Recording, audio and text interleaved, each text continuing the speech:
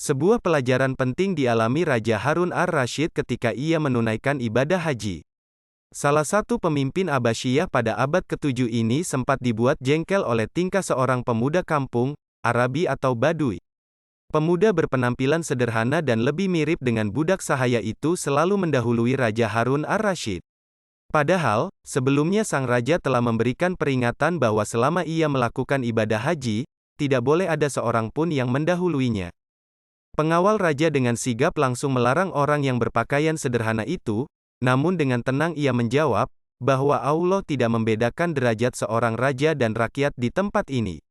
Kemudian ia membacakan ayat Al-Quran yang berbunyi, sungguh, orang-orang kafir dan yang menghalangi manusia dari jalan Allah dan dari Masjidil Haram yang telah kami jadikan terbuka untuk semua manusia, baik yang bermukim di sana maupun yang datang dari luar dan siapa saja yang bermaksud melakukan kejahatan secara zalim di dalamnya, niscaya akan kami rasakan kepadanya siksa yang pedih. Qs Al-Hajj 22-25. Mendengar jawaban Arabi, Raja Harun langsung melarang pengawalnya untuk menghalanginya melakukan ibadah. Sang raja menyuruh pengawal untuk membiarkannya beribadah sesuai dengan keinginannya sendiri, baik mendahului atau tidak. Selanjutnya, Raja Harun hendak mengusap dan menyentuh Hajar Aswad, namun orang Arabi yang tidak dikenal itu mendahuluinya lagi. Sang raja hendak melakukan salat di Hijir Ismail, namun lagi-lagi ia mendahului raja. Dan benar saja, semua ibadah yang hendak dilakukan Raja Harun di dalam Ka'bah didahului olehnya. Setelah raja selesai melakukan salat, ia menyuruh pengawalnya memanggil Arabi untuk menjawab beberapa pertanyaan yang akan diajukan oleh raja. Sejatinya, Raja Harun penasaran akan sosok lelaki dengan pakaian sederhana itu.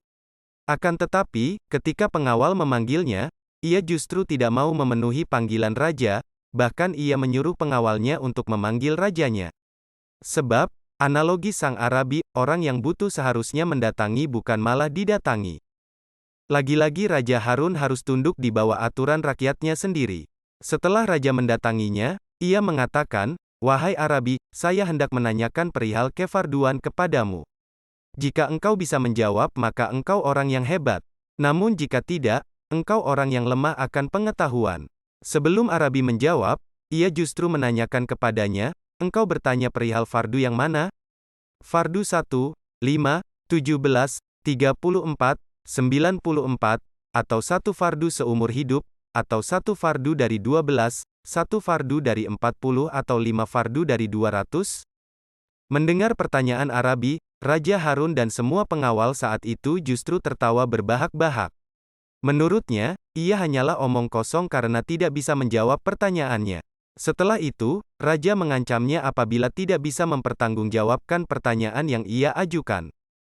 Dengan tenang Arabi menjawab, "Wahai Harun, tanpa menyebutkan raja, yang dimaksud pertanyaan saya di atas, yang saya kehendaki dengan satu fardu adalah agama Islam, 5 fardu adalah salat 5 waktu, 17 adalah rakaat salat fardu, 34 adalah sujud dalam salat fardu, 94 adalah takbir, tahmid, tasmih, tasbih, permohonan ampunan dalam salat, mengikuti pendapat ulama yang mengatakan bahwa takbir bagian dari rukun, seperti Imam Ahmad, yang dimaksud satu fardu seumur hidup adalah haji, 1 dari 12 adalah bulan Ramadan, 1 dari 40 adalah zakat emas dan perak dari 40 dinar, 5 dari 200 adalah 5 dirham emas dari 200 dirham."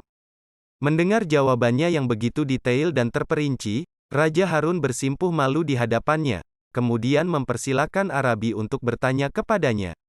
Arabi kemudian bertanya, "Bagaimana pendapatmu perihal laki-laki yang haram melihat wanita di waktu duhur, ketika waktu asyar halal melihatnya, dan haram kembali ketika waktu maghrib, halal ketika waktu isya, namun haram ketika waktu subuh dan kembali halal di waktu duhur?"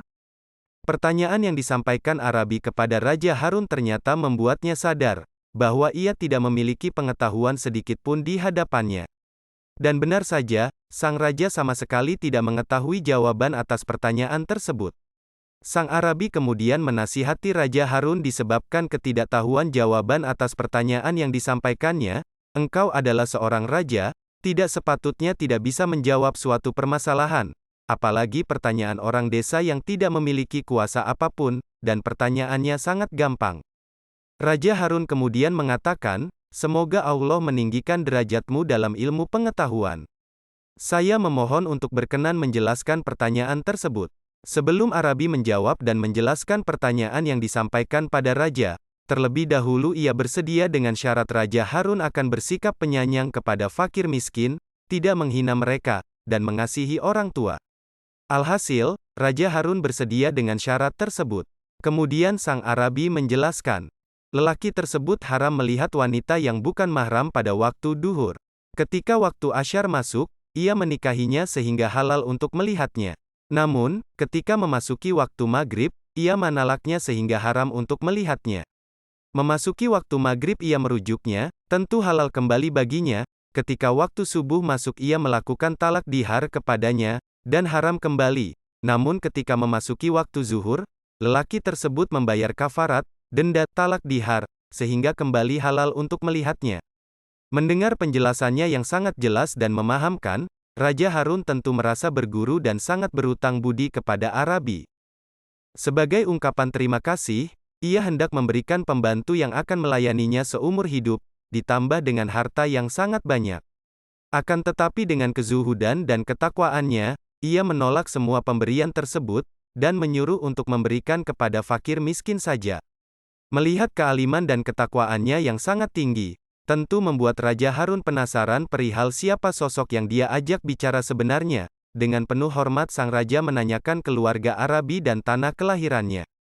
Ternyata, lelaki yang berpenampilan seperti budak sahaya, jauh dari kata sempurna itu, adalah Sayyid Musa Ar-Radi bin Sayyid Jafar Sadiq bin Sayyid Muhammad Bakir bin Sayyidina Husain bin Sayyidina Ali suami Sayyidah Fatimah Az-Zahrah binti Rasulillah SAW. Spontan Raja Harun langsung memeluk dan mencium tangannya. Ia tidak sadar bahwa di hadapannya merupakan cucu Rasulullah yang berpenampilan layaknya budak sahaya karena tidak terlena dengan gemerlapnya dunia.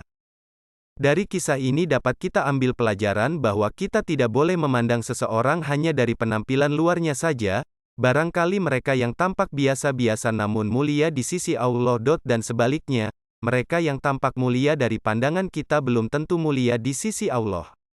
Semoga kita termasuk orang-orang yang selamat dunia akhirat serta senantiasa mendapat rahmat dari Allah SWT.